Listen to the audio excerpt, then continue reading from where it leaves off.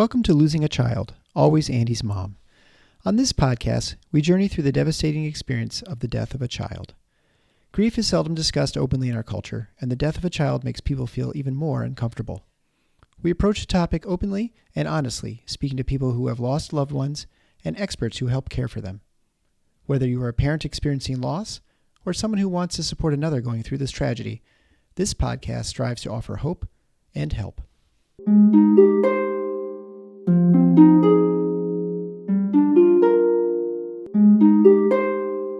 Welcome to episode 128 of Losing a Child, Always Andy's Mom. I'm Marcy Larson, Andy's mom. Today, I am delighted to speak with Charlene, Krissy's mom. Now, Krissy has a very complicated medical story, so we tried to cover things as best as we could, but an hour simply isn't enough time to talk about Krissy. I do want to take a quick minute to talk about something new here we have with the Always Andy's Mom podcast. I am often asked by listeners, what can I do to help support you and to help expand and grow your mission? The first thing, of course, is to leave a comment or rating on iTunes or your favorite podcast player. That helps other people be able to find us more quickly. The second way you can help is to do so financially.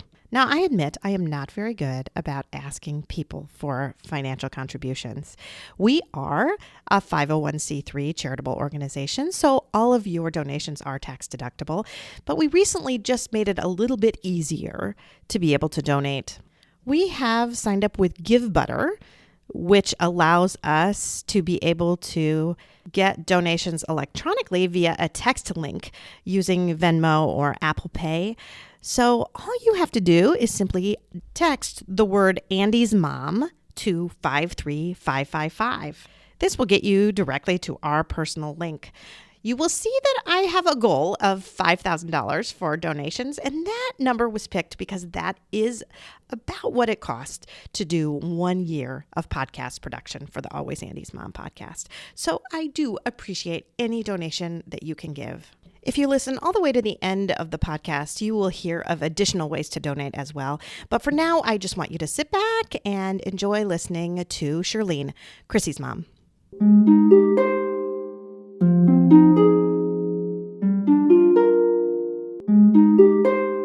Welcome, Charlene, to the Always Andy's Mom podcast. I'm so excited to have you on. Thank you for having me. I'm excited to be here and tell Kristen's story because she deserves to have her story told. Oh, absolutely. So you reached out a few months ago and started just telling me about Krissy, and there's a lot to tell. And I just loved reading everything. And we will not be able to go into as much detail here today as I would love to be able to do, but I am excited to let the audience just learn about Krissy. So why don't we start out by just talking about her birth and some of those complications that happened just shortly after birth, because she certainly had a lot of complications in her life. Yes, she did. I just said recently she came into the world as fast and furious and traumatic as she left the world. Yeah. And so I guess just to start, we had struggled with infertility and we weren't supposed to have any biological children, and we were fine with that. It really wasn't one of those big struggles that a lot of people have. Mm-hmm. We were just like, okay, we're going to adopt kids, and that's good. There's a lot of kids that need a home. And then after our second daughter, I had one miscarriage at 16 weeks, and the doctors were all baffled, and they said, well, I don't know why it happened. It won't happen again. But 6 months Why the later, pregnancy happened, you mean? Yeah. They were like, well, it shouldn't have. And so don't worry about it. It shouldn't happen again. 6 months later, I was pregnant with Kristen, and everything was going well. We were planning a trip to Florida. When we found out we were pregnant, we asked the doctor, and he said, just move it up. Make sure you're back by the time you're at 30 weeks. Right. I mean, that should be plenty of time. Yeah. Because pregnancy was going much better than you certainly expected. They expected there to be no pregnancy at all. But everything's we were driving going beautifully. We were. So you're not flying. Yeah. Yeah. So we went down there with our older children. They were 4 and 2, well, 1.5. And we got down there. We had one day, and in the middle of the night, Saturday night, we got there on a Friday, Saturday night after a day of swimming and being at the beach, we just, in the middle of the night, I woke up early and I had like back pains, and I hadn't been to the Lamaze classes or anything, and was my first full pregnancy. And I thought, oh, that's odd. Maybe I did something in the pool, Right. Sure. And then, then I then I started thinking, these are coming like every 5 minutes. I wonder if this is labor. But how many weeks were you at that point? 30. Well, Okay. so I was just under 29. Just under, like 29 weeks. Yeah. So then I got up to go to the bathroom, and then I was bleeding. So then I knew something was wrong. So long story short, we were down in Florida on Captiva Island, which is off of Fort Myers, 2 islands off. Mm-hmm. And my husband's aunt lived in Sanibel, and my mother-in-law was there too visiting, and we called. And my husband's aunt Ruth came out and rushed us, which a rush was like a 45-minute drive into Fort Myers to, going down the islands at 35 miles an hour, which all you're allowed. We were breaking the rules. And my mother-in-law came and stayed with the other kids, and she got us to Fort Myers Hospital.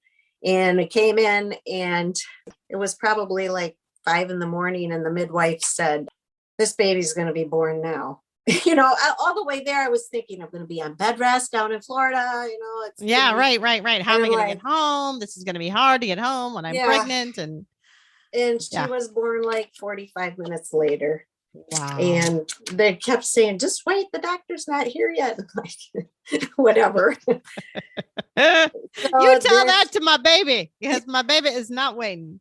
And she came full force. And of course, when you're going through this, there's not your regular doctor. There's nobody around. They're all strangers. And, long story short, we were there at the beginning, or after scores and everything. That's what they're called, right? They were good. I mean, she was 11 weeks early, and but she still weighed 3 pounds 6 ounces, and that's not bad, actually. And 15 inches long. And initially everything looked good. Of course, they whisked her away. She didn't turn blue or anything. And then we got to meet her, and it was just all normal, like preemie stuff, if that can be normal. Right. To first, she's a preemie. I mean, for me, it can be pretty normal. I'm taking lots of preemies. And really for the first even 1 or 2 years of her life, they kept saying, well, she was a preemie. But so then they kind of, over the next couple of days, there were some odd things. She had a club foot, but we kept, her cousin had a club foot. There were things like that. Yeah. She had some weird markings on her hands that sometimes kids with chromosomes with Down syndrome have. Mm-hmm. And which is odd, because I have them too. So then the doctor put that, no, you're fine. And there was just some different little things. She had some pulmonary stenosis that they noticed. And so they were doing chromosome tests, and everything always came back okay. So they kept saying, it just must be that she's preemie. So my husband, after 2 weeks, had to go home and work. Someone had to work, and I stayed with the other 2 kids. Fortunately, Dave's aunt was able to allow us to stay in her place. They allowed for me and my other 2 kids. After about 4 weeks, the big thing came, how are we going to get home? Right, right. And when will she be good? So finally, Dave went home after 2 weeks. After 6 weeks, Dave was going to come down and pick up my 2-year-old daughter at the time, Casey, and take her back just to get some of the family home. And that very day before he came, we got a message from my doctor back here in Michigan that they were going to send the med jet down to Florida to pick us up. So we got permission for my son and myself and Krissy to go back on this med jet. They came from Michigan in the morning, picked us up at the hospital at 11. We flew into Gerald Ford Airport. The ambulance took us to Butterworth at the time. And then we were 2 weeks in, the ICU baby unit there. And so by that time, she was weaned off the ventilator already. Right. Pretty much. They wouldn't have wanted to transport her. Right. No, she was weaned off that, and she got weaned off that for a normal, and she had a small brain bleed, but they said it was nothing, traumatic, whatever. But anyway, so we got back and so when she was able to feed enough with the bottle, I was breast pumping the whole time. Then they let her come home, and she came home on a heart monitor, but she had to be fed every 3 hours around the clock. And So we just kind of lived in that preemie world for a while. And she had her club foot. They had to cast that and recast it. I was really good friends with the orthopedic cast. But then just little things. She didn't grow good. I kept saying it was because she was a preemie. But as a mother, you start to know, she's not sitting up. And she rolled over really early. And that was really weird. But then later she stopped rolling over. Okay. So then you're going through all this thing. Was it immunizations? Who knows? We don't know. But she was eventually labeled with cerebral palsy. I don't know. As time went on, we saw endocrinologists, cardiologists, geneticists, orthotics people, ears, nose, and throat. Just everything and anything. They could never find a chromosome. They were all fine. They even did like a deep skin chromosome. Have you ever heard of that? Where it's more than a blood test. She had a little scar on her leg for her whole life where they took tissue. Yeah. We do all sorts of different stuff now. We do some microarray stuff. It's so much different. The genetics are so much more advanced. It's just one of those things that now you do start to know. Sometimes it doesn't matter, right? It doesn't change anything. But that's kind of where we got. It's like, she is what she is. Right. And I'm not saying that we accepted that with a smile on our face or anything. Yeah. I mean, it would be dishonest of me to say that it wasn't hard, Oh, for sure. What I want to talk about now, though, is about just Krissy and her specialness and her personality and how that kind of grew, and just to get people to kind of learn about her and love her a little bit, because I loved hearing some of these things that made her laugh, and just the personality parts, because it's harder when you have a nonverbal child in some ways, and especially for other people to see their personalities. And I just want you to share that with us. Well, I want to say, because of her things, and I just briefly say, like, she had 2 surgeries where she had a halo on her head for 6 months each. And she was a fighter, but that was part of her personality. She was so feisty, and she knew exactly what she wanted. And I'll tell you, it could drive you crazy sometime. And I recently said to somebody, the things that drove me the most crazy are what I missed the most. Yeah. Like her little feisty attitude and her stubbornness. She taught us a lot of things. But one thing that I'll always remember, she had the bluest eyes ever. They were so blue. And to this day, if I see a blue sky or a blue, I'll say it's Krissy eye blue. Yeah. They were just so blue. So I wrote a whole list of the things she loved to do. She did learn to walk. Later on in life, she learned to ride her little bicycle, her 3-wheel bicycle, and she loved that. She always would laugh when people would sneeze or cough or blow their nose. And, we thought it was funny, but you go to a church service in the middle of the winter and somebody sneezes and they're having a coughing attack and she's cracking up in the back seat. I love that. I think that's hilarious though. Or she would burp and laugh, or someone else would burp. You couldn't get away with that kind of stuff because she would laugh at you and know all that. The other things that are unusual about her, she loved thunderstorms, whereas most kids are afraid. And I think part of that is due to my husband. He always taught our kids to love thunderstorms. Like, oh, isn't that neat? Listen to the thunder and the rain. And he would take them out in the garage to watch it. And so it got to the point where if it was thundering or lightning, Kristen loved to go out in the garage if it was summer and watch it. And she loved to swing, and she loved to swing in a warm rain. She would, if it was raining, just like, she would just love to go swing in the rain. But the thunderstorms was interesting. She loved the lightning part of it. Mm-hmm. And if it was lightning, she would blink her eyes like that. And if she would wake up in the middle of the night and see a lightning storm, she would wake me up. She would make a noise and I'd go in there and she'd blink her eyes just to tell me it was lightning.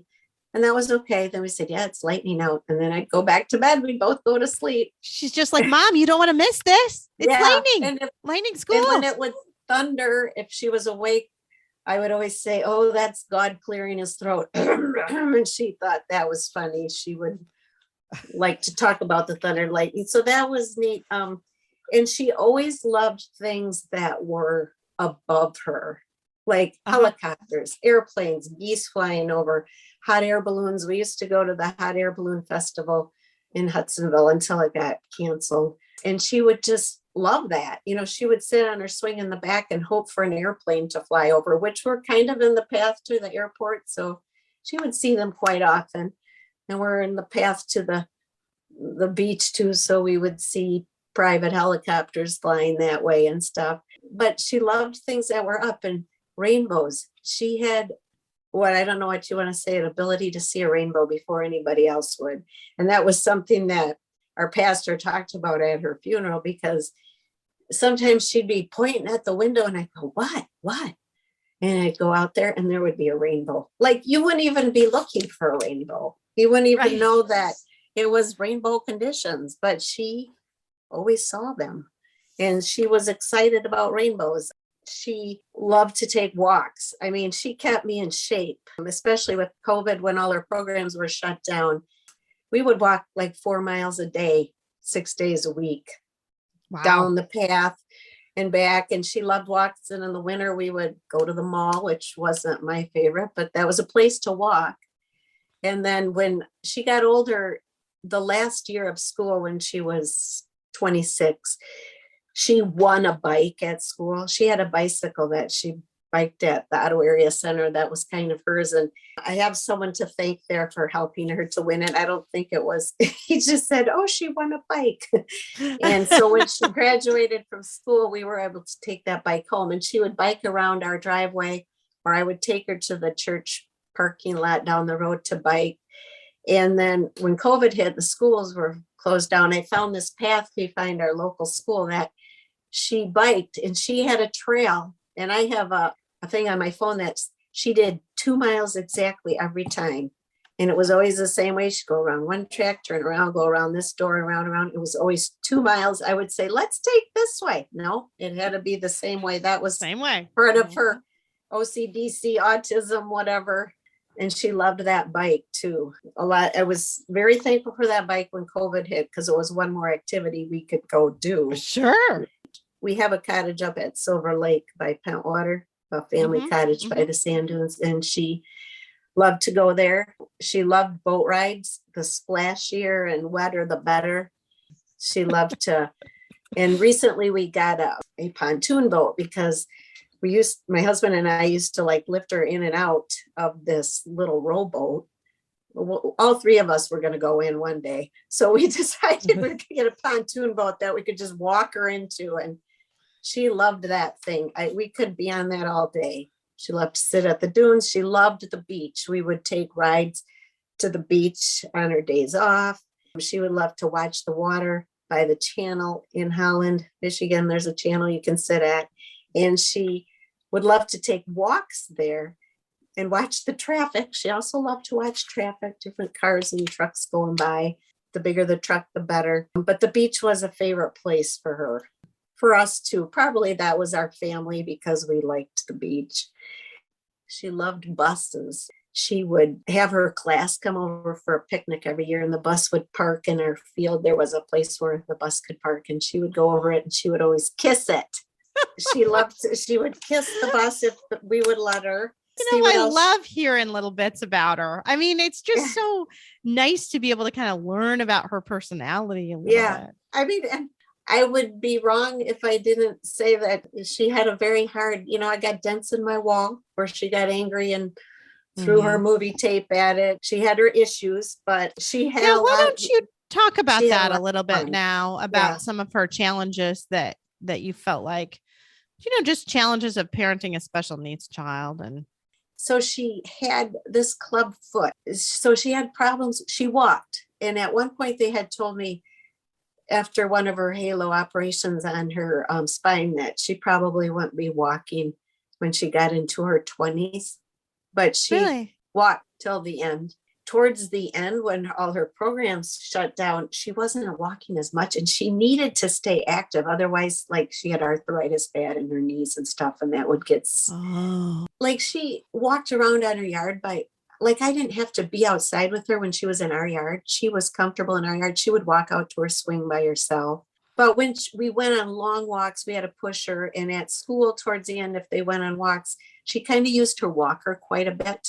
Mm-hmm. But I never used the walker at home. She walked around the house and up and down the stairs. Her legs were starting to give her problems at the end, though she wasn't going downstairs as much.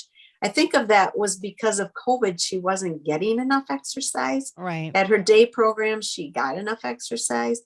And then when you're stuck here, I had her bike, but it just wasn't as much. So her walking and her nonverbal, she understood everything. Her cognitive understanding was so high. If you say we were going to grandma's, she knew exactly what we were doing. She knew it was Friday. She knew it was Sunday. She knew, she knew all that, and it was trapped inside. She had a word board that she could communicate with that. We tried different things, different voice boxes, different things. They're not as nice as they are now on the iPad, but it was always a thing, like, because she had a hard time holding things and grasping things. Sometimes it's like, can she carry it with her all the time? So she had this plastic word board that my husband, actually, being the engineer that he is, got the plastic material, and we had all pictures on it. And she could flip through that and find what she wanted. And she communicated quite well, at least to us, our family. We all knew how to communicate with her. I would often say to people, yeah, Kristen was asking about that. And they would look at me like, what do you mean? Right. I was going to say, like, She other can't people talk. just didn't understand like, kind of how much was there. Yeah. Like to say, go to grandma's tomorrow, or, or we drive by someplace and she'd point to it. Oh, you want to go to Myers, or, you want to do that. She could communicate very well to us, but other people, they don't understand. And I think, so she had those difficulties, trouble walking, trouble communicating. She was incontinent, so she was in diapers.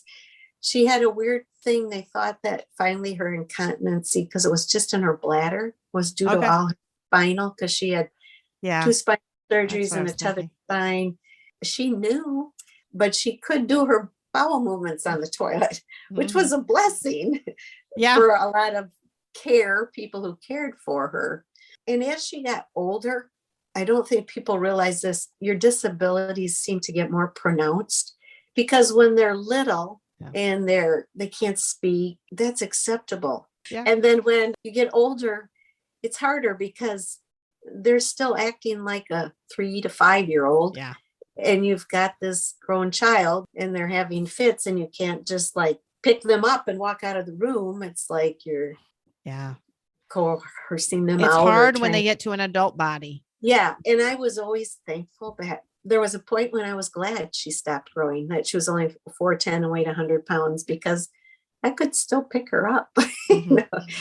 She got very anxious towards the last maybe 5 or 6 years of her life. And I was one who always fought the meds. And finally, my doctor said, why don't you just try an anti-anxiety med? And I kind of did. And we were like, why didn't we try this before? It was a difference of night and day. And I'm not saying that after that, she was like totally healed or anything. She still had her fits. But yeah, so the challenges of having a special needs child in the home is you learn to adjust. You don't do anything without thinking about her. Like what other people would say, I'm just going to go fill the car up with gas. Well, okay, am I taking Kristen with? If I leave her here, who's going to watch her? Who's going to make sure she doesn't fall down the steps? Doesn't, not that she ever did. Who's going to be here if something happens? Your marriage is affected, your life with your other kids. Those were the struggles. I feel like after 27 years, Dave and I learned to adapt. We started having Friday night dinners that we just did at home. And that way she would go to bed and we would have a late dinner. And we grew to love that. And we still do it now. And there were so many things that we just adjusted our life to. I don't want anybody to think that I figured it all out, because I didn't.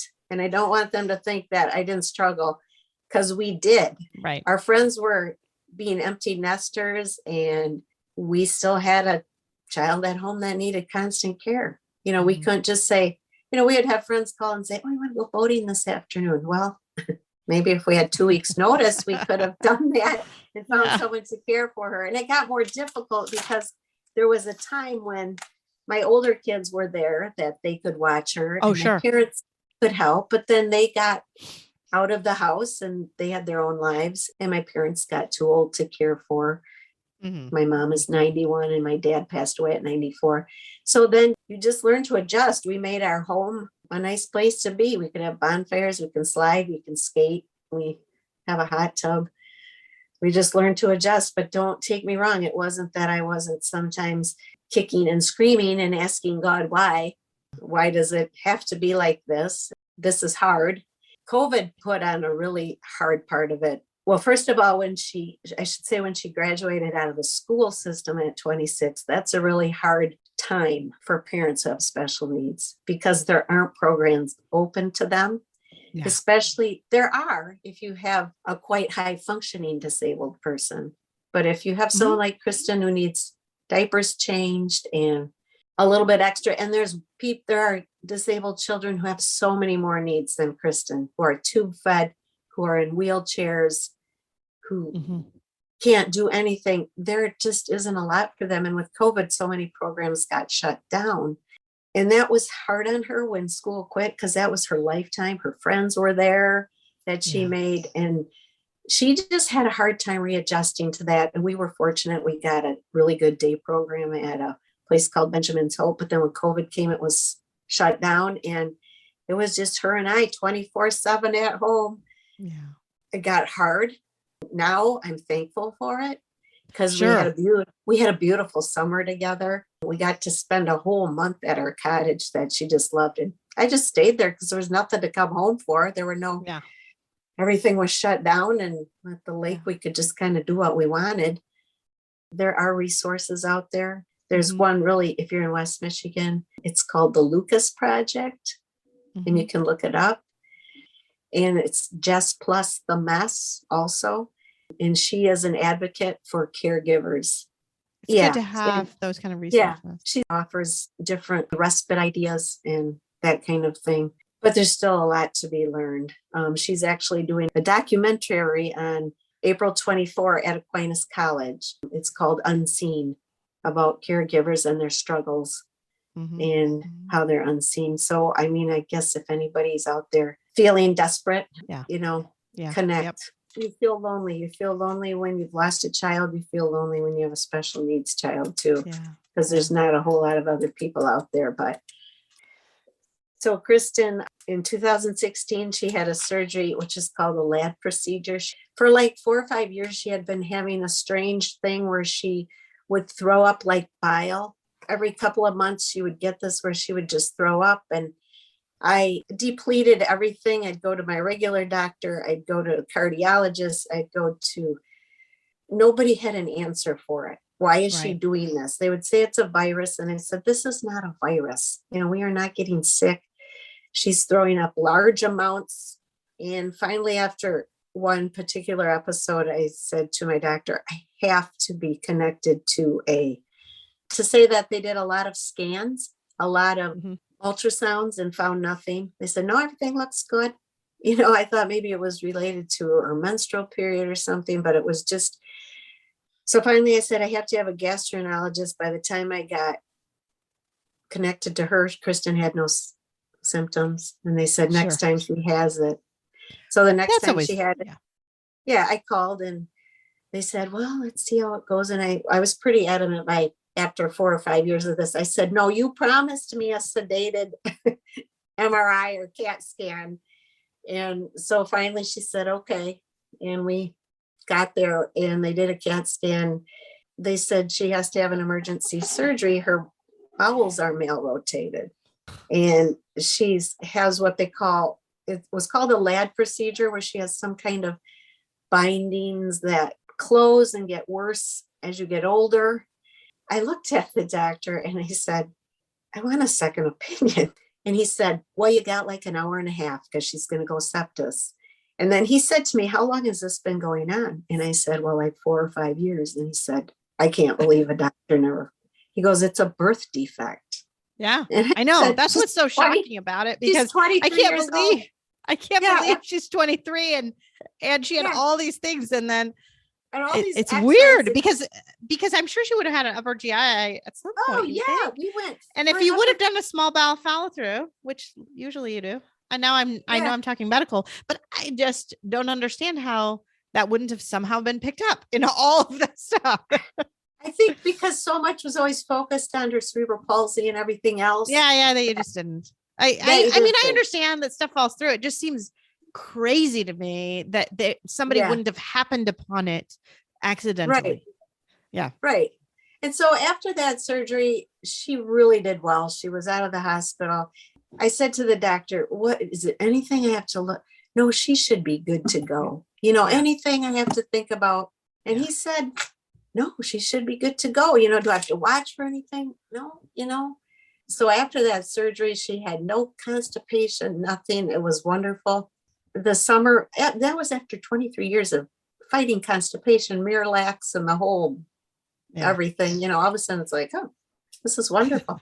So 2020, your program shut down. We're home all the time. I go on a sisters weekend every year with my sisters. And I know that you've had other podcasts where the parent have been gone. It's crazy. It's like you could break yourself over the coals 100 times for doing that. But I've had two that they went for girls' weekends in Las Vegas. Two. Actually, we just went down the road to my sister. Her husband had recently passed away. So we thought we'll stay at her house. Well, there's a lot to do in West Michigan. Yeah. Especially in the summertime.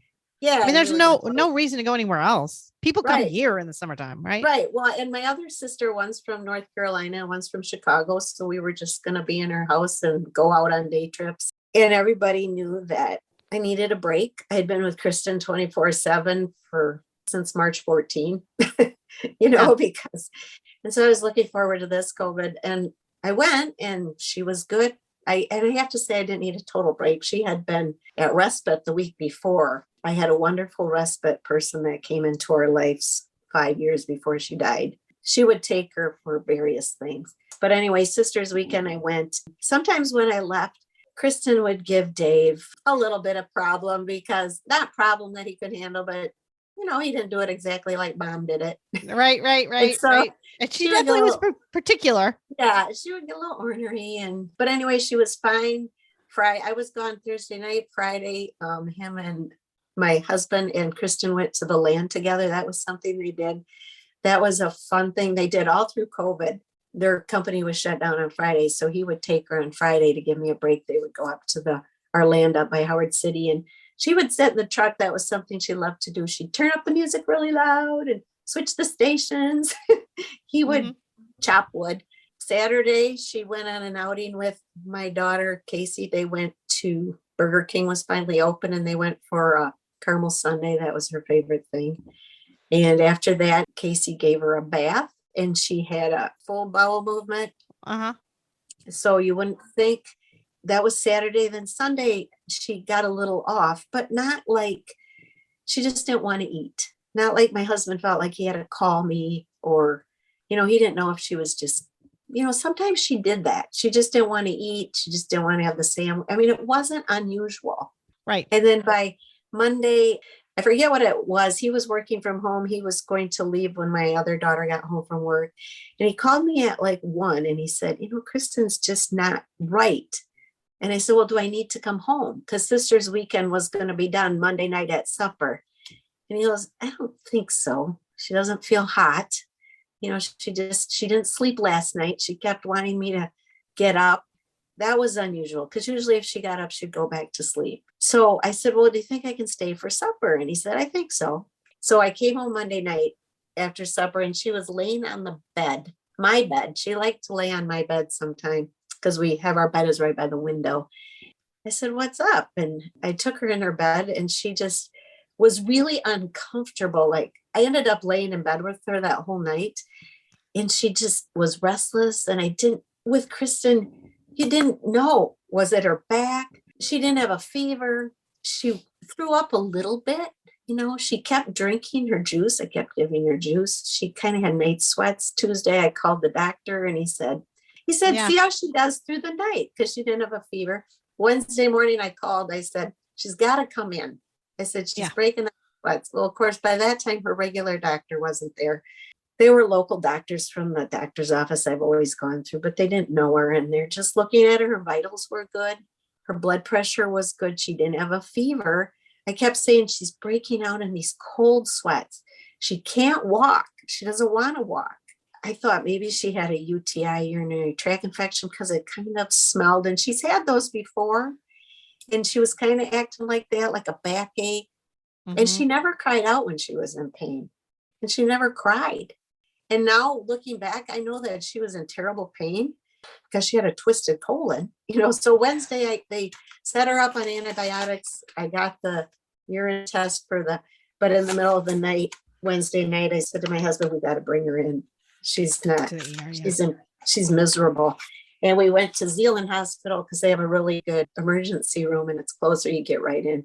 We got right in. They did I don't know. Do you think it was a CAT scan? Yeah. Or an MRI? CAT scan. Yeah. CAT scan. And they came out and they said, they wouldn't let Dave in, just me. They said she has a twisted colon and it's exploded. Oh. And they said, we got to check into this more. They didn't even make it sound that serious.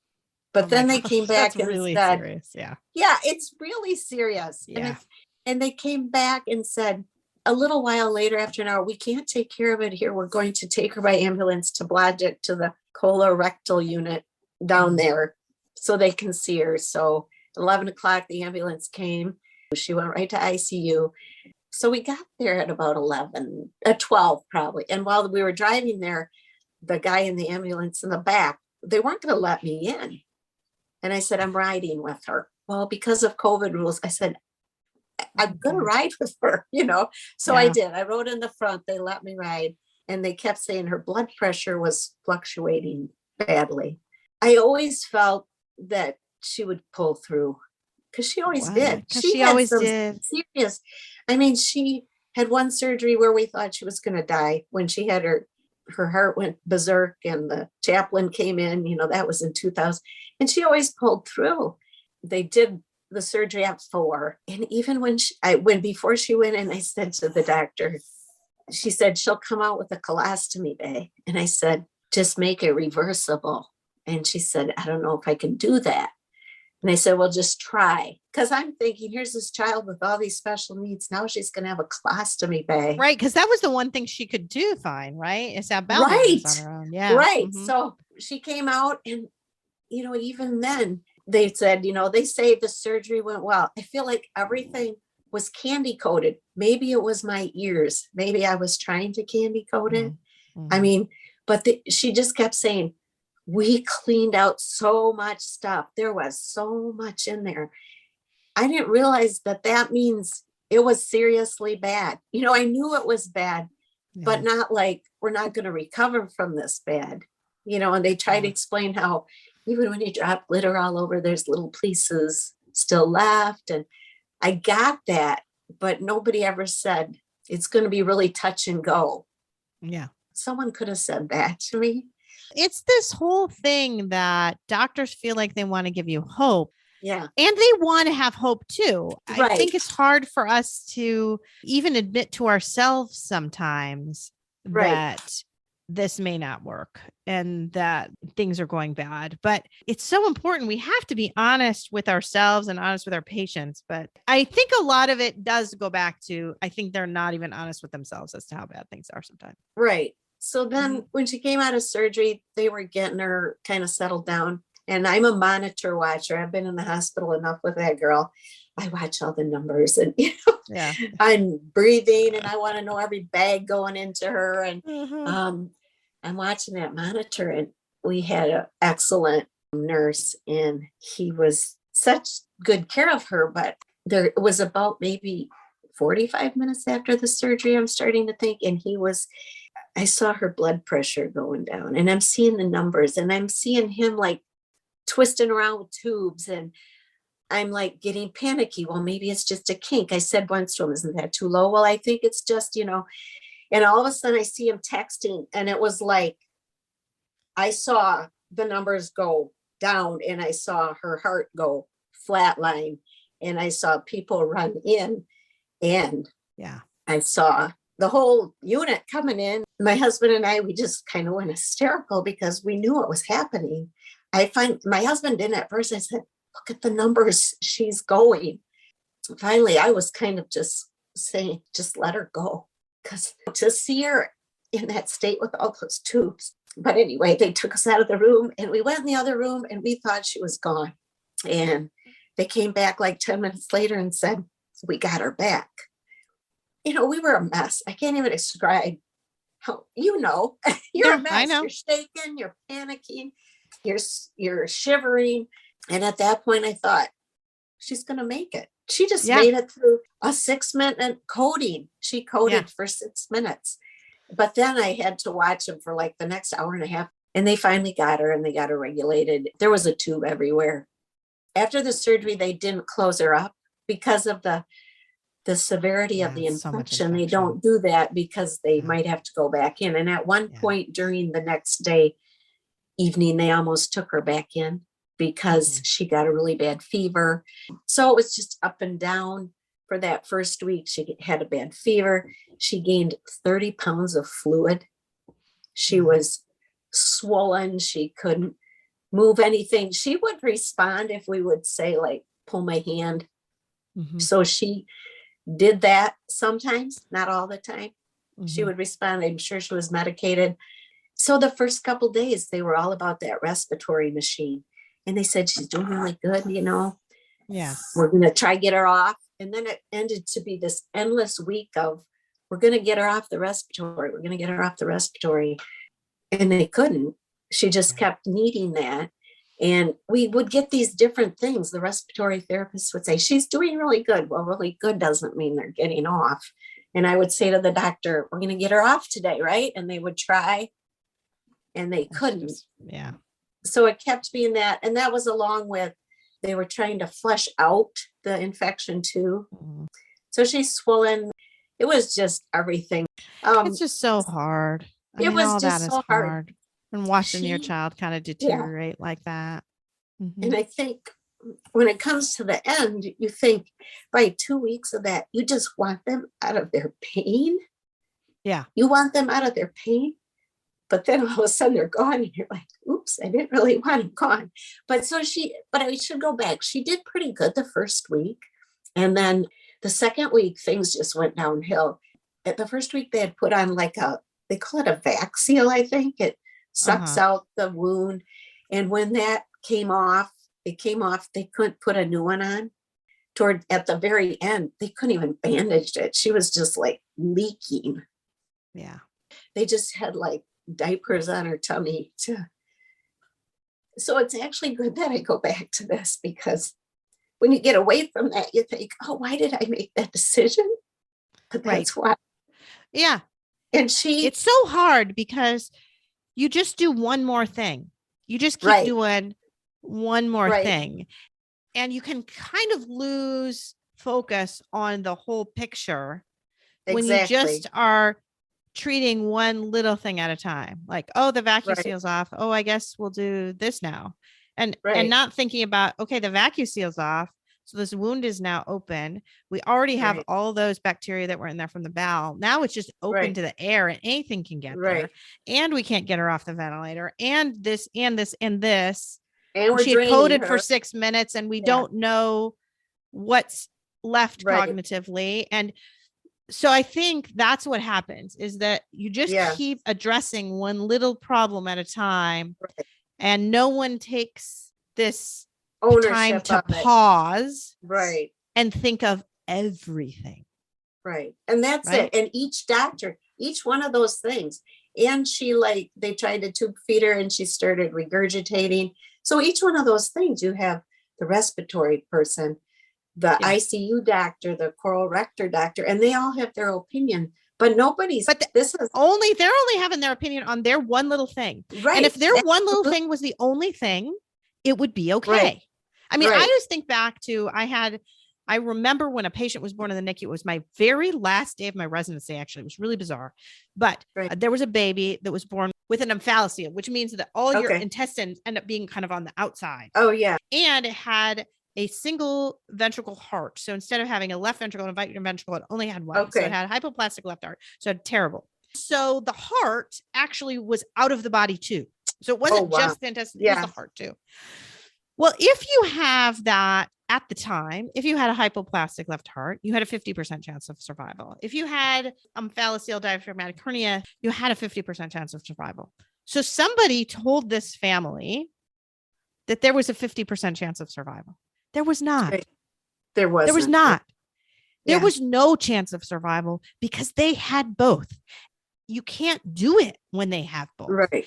And here we are, I'm trying to do chest compressions on basically an open heart when it stops, just with my latex gloves on or sterile gloves on. Like, this is crazy what's happening. But it's because people didn't think about the fact that a 50% chance of survival plus a 50% chance of survival, you can't even multiply them and say, okay, now it's 25. It's like, no, together, that's 0. Right. Let's be honest with the family and tell them that this is 0.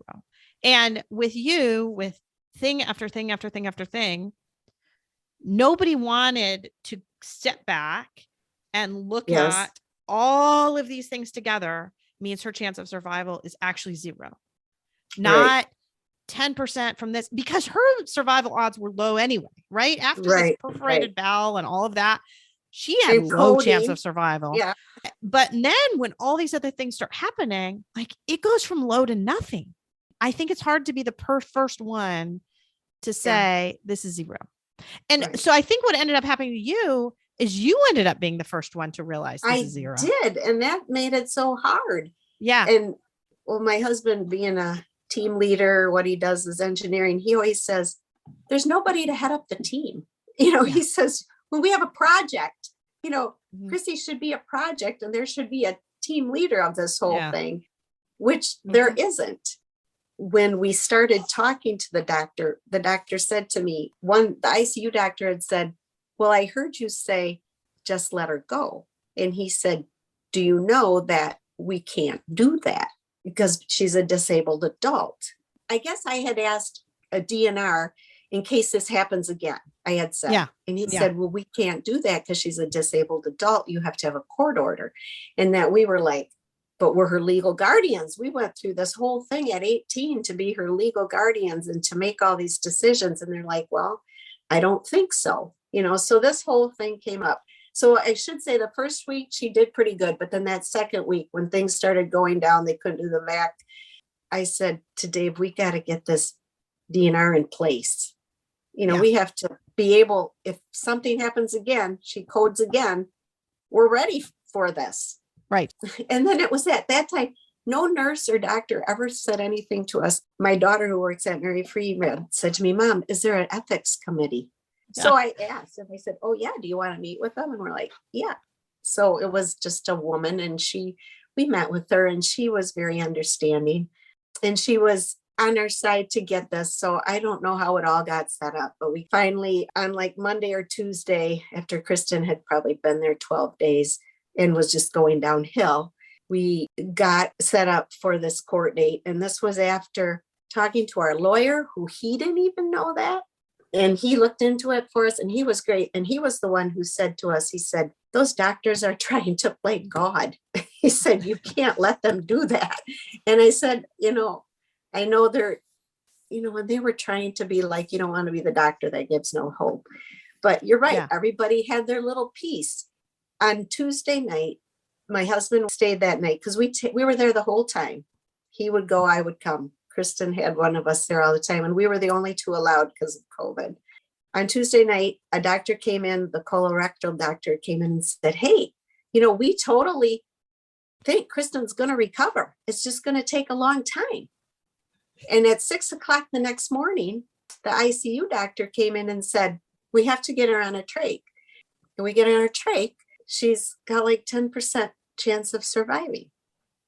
So he went to bed thinking, I've got this long road ahead, but it'll be okay.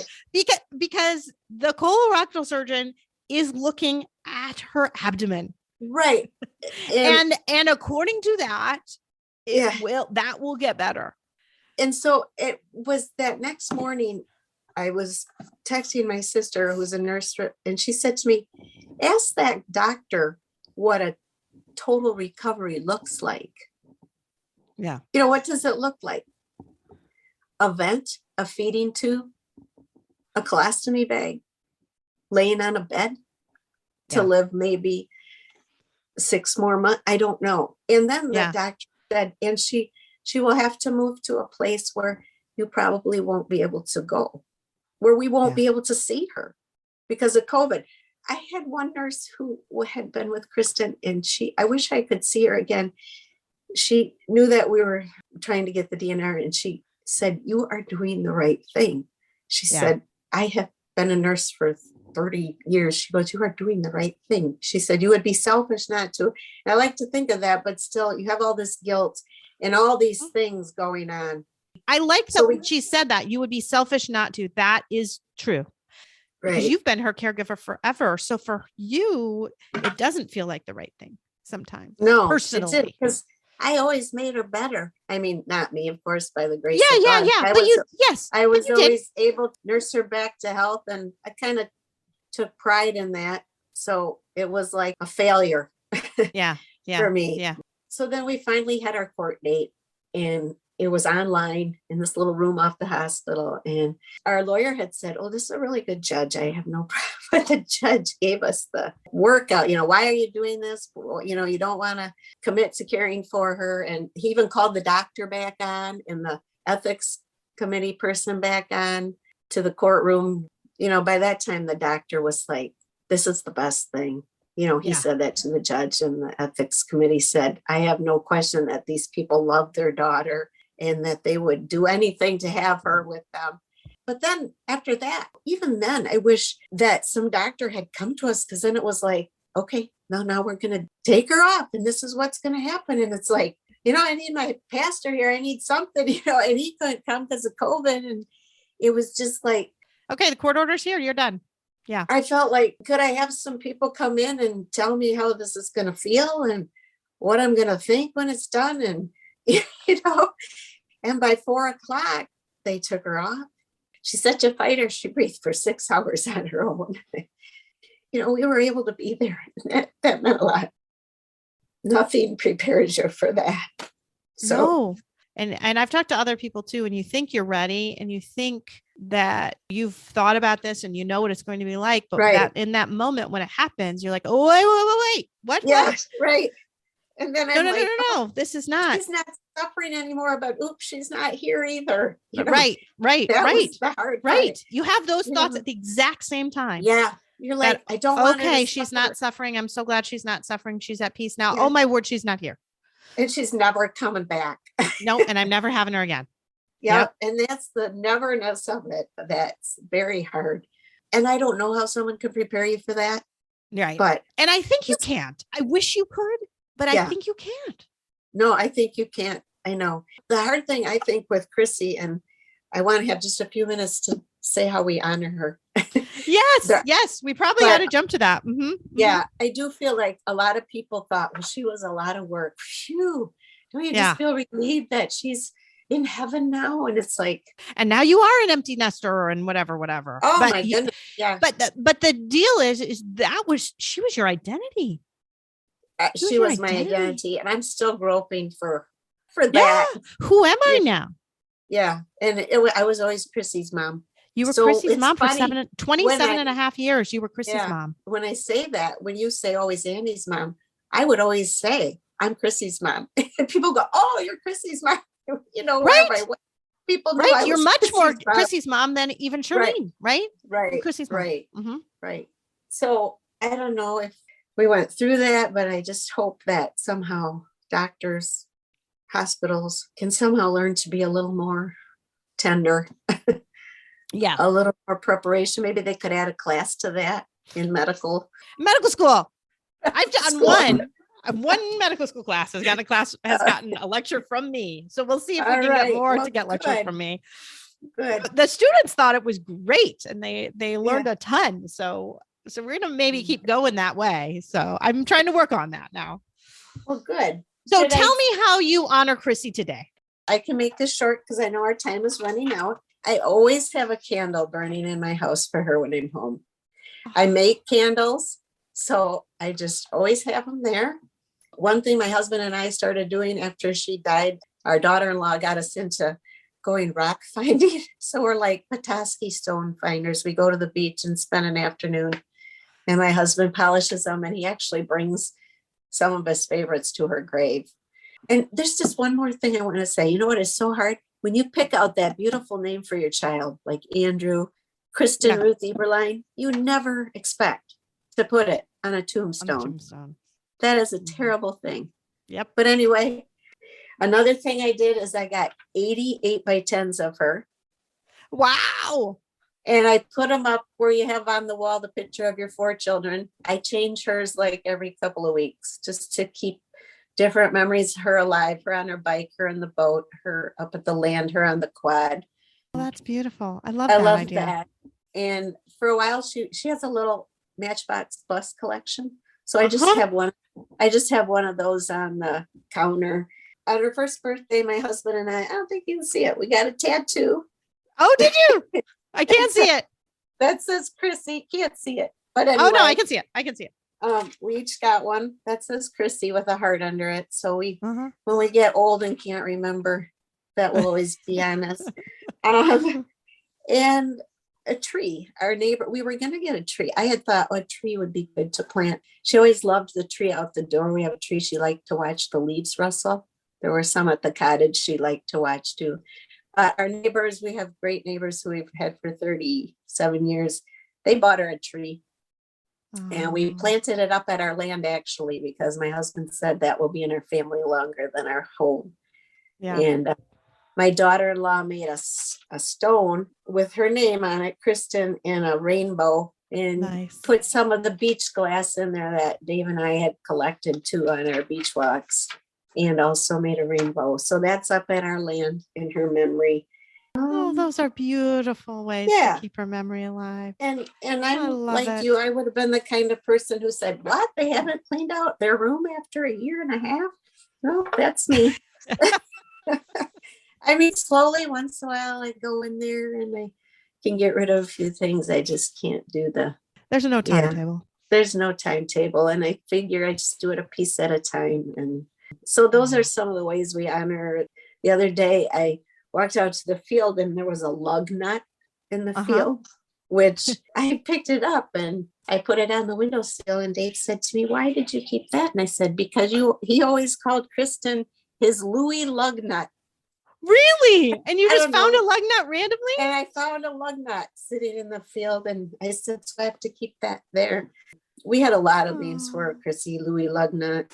Louis, but but 1 hour can't even cover her. But no, 1 hour can't. But I hope we did an okay job today and letting people kind of know some of those things. I think learning about some of those struggles that you can have end of life, I think that's good for us all to know, actually, going forward. And then just learning about Krissy and helping to keep her memory alive. So I just love talking to you today. Thank you so much for sharing her with us. Thank you for having me.